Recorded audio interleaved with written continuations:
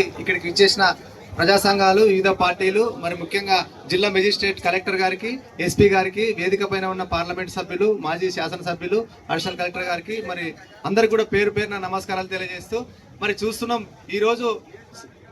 ఈరోజు సామాజిక సమానత్వం కోసమే ఈరోజు భారత రాజ్యాంగాన్ని రాసి మరి బడుగు బలహీన వర్గాలను చైతన్యం చేయడం కోసమే ఈ దేశంలో ఈ పార్లమెంట్ వ్యవస్థ ఎట్లుండాలి, ఈ శాసన మండలి ఎట్లుండాలి, ఈ శాసన మండలి అసెంబ్లీ ఎట్లుండాలని మరి ఈ దేశానికి ఒక దిశానిర్దేశం చేసిన మహనీయుడు బాబాసాహెబ్ అంబేద్కర్ గారు. మరి వారి యొక్క ఆశయాలు నెరవేరుతున్నాయా? రాజ్యాంగము అమలై ఇవాళకి 77 ఏళ్ళు అయితే కూడా మరి పేదవాడు పేదవాడిగానే ఉన్నాడు, దళితుడు దళితుడిగానే ఉన్నాడు, ఉన్నతవాడు ఉన్నతంగానే దిగుతా ఉన్నాడు తప్ప ఉన్నతవాడు కిందికి రావట్లేదు, కిందివాడు పైకి పోవట్లేదు. మరి ఏంది ఈ వ్యవస్థ?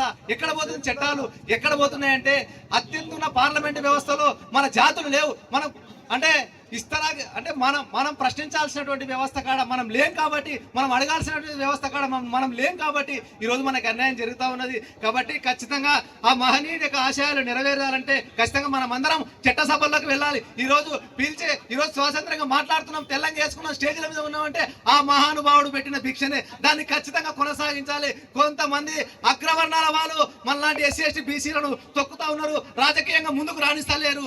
కాబట్టి మరి ఆ మహానుభావుడి యొక్క ఆశయాలను ముందర తీసుకోవాల్సిన ఆవశ్యకత ఉంది. అట్లే వస్తే మన నడిగడ్డ జోగులమ్మ గద్వాల జిల్లాకి మరి వక్తలు మాట్లాడినట్టు చాలా మంచి విషయాలు మాట్లాడినారు. కానీ ఈ నడిగడ్డ ప్రాంతంలో విద్యా వ్యవస్థకు దళితులకు మరి ఎస్సీలకు బీసీలకు రావాల్సినటువంటి విద్యా సమస్యలు లేవు. ఈ రోజు జోగులమ్మ గద్వాల జిల్లాలో మరి దళిత సమాజం, బీసీ సమాజం చాలా ఉంది. ఇక్కడ ఒక ఎస్సీ స్టడీ సర్కిల్ లేదు. ఎందుకంటే ఎస్సీ ఎస్టీలు మరి ఇవాళ ఐఏఎస్లు కావాలన్నా, ఐపీఎస్లు కావాలన్నా, ఇవాళ కలెక్టర్లు కావాలన్నా, ఇవాళ ఎస్ఐలు కావాలన్నా ఒక స్టడీ సర్కిల్ ఉంటే మరి వాళ్ళందరూ వచ్చి చాలా చక్కగా చదువుకుంటారు. విద్య వస్తేనే సమాజంలో సమానత్వం వస్తుంది. విద్య రానంత వరకు సమాజంలో సమానత్వం రాదు. కాబట్టి జిల్లా కలెక్టర్ గారికి, ఇక్కడ ఉన్న పార్లమెంట్ సభ్యుల గారికి కూడా మేము విన్నవిస్తున్నాము. మరి ఈ జిల్లాకు ఒక ఎస్సీ స్టడీ సర్కిల్ ఉండాలి. ఆల్రెడీ ఒకటి బీసీ స్టడీ సర్కిల్ ఉంది. ఈ ఎస్సీ స్టడీ సర్కిల్ లేకపోవడం వల్ల చాలా ఇబ్బందికరంగా ఉంది జిల్లాలో. అదేవిధంగా ఇక్కడ లైబ్రరీ ఉంది, గ్రంథాలయం జిల్లాకు ఒకటే ఏకైక గ్రంథాలయమే జ్ఞాన సంపద. ఈ గ్రంథాలయాన్ని ఎవరు పట్టించుకుంటలేరు. ఈ నడిగడ్డలో చాలా మారుమూల గ్రామం నుంచి, అటు సింధనూరు నుంచి, ఇటు నందిన నుంచి, ఇటు అలంపూర్ నుంచి, ఇటు రాలంపాడు నుంచి ఇక్కడ జిల్లా కేంద్రానికి చదువుకుంటున్నారు. కానీ ఇవాళ గ్రంథాలయంలో వసతులు సరిగా లేక మరి పాఠకులు చాలా ఇబ్బందికరమైన పరిస్థితుల్లో ఉన్నారు. ఇక్కడ కొత్త గ్రంథాలయం ఉంది, దాన్ని ఎందుకు నిర్మిస్తలేరు? దాన్ని ఎందుకు పట్టించుకోవలేరు? దాన్ని ఎందుకు విద్య కోసం మీరు ఆరాటపడతలేరు? ఓన్లీ మీకు పదవులు కావాలన్నా, పదవులు ఏముంది, వస్తాయి పోతాయి. ప్రజల కోసం పోరాటం చేయండి, విద్యార్థుల కోసం పోరాటం చేయండి, విద్యను కల్పించండి ఫస్ట్ అడిగట ప్రాంతానికని మేము సవినయంగా విన్నవిస్తున్నాం.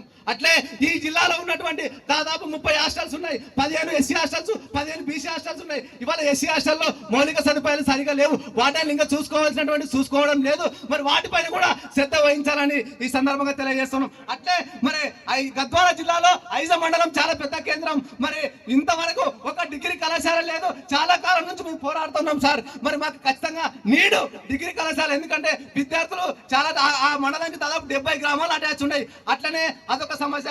అట్లే చాలా రోజుల నుంచి ఒకటి అడుగుతా ఉన్నాం, వసతి గృహాలు సార్. మల్లురావు గారు సార్, వసతి గృహాలు కాలేజీ హాస్టల్స్ లేవు మా ఐజ మండలానికి. అవి ఖచ్చితంగా ఇంప్లిమెంటేషన్ చేయాలని మీకు విన్నవిస్తున్నాము. అట్లే మరి ఇప్పుడున్న రాష్ట్ర ప్రభుత్వం కూడా దళితులకు ఇచ్చినటువంటి హామీలను అమలు చేయాలి. అదేవిధంగా దళిత బంధు కింద మరి ఎస్టీలకు 12 లక్షలు ఇస్తామన్నారు, దాన్ని కూడా ఇంప్లిమెంట్ చేయాలి. అదేవిధంగా అన్ని రకాలుగా ఏవైతే 3 ఎకరాల భూమి పంపిణీ ఉందో దళితులకు అది కూడా కొనసాగించాలి. ఇంకొక ముఖ్య విషయం ఏంటంటే ఈ జిల్లాలో ఎవరైనా కులాంతర వివాహాలు చేసుకుంటే కులరహిత సమాజం కోసమే పోరాటం చేసినాడు అంబేద్కర్ గారు. కుల నిర్మూలన కోసమే పోరాటం చేసినాడు.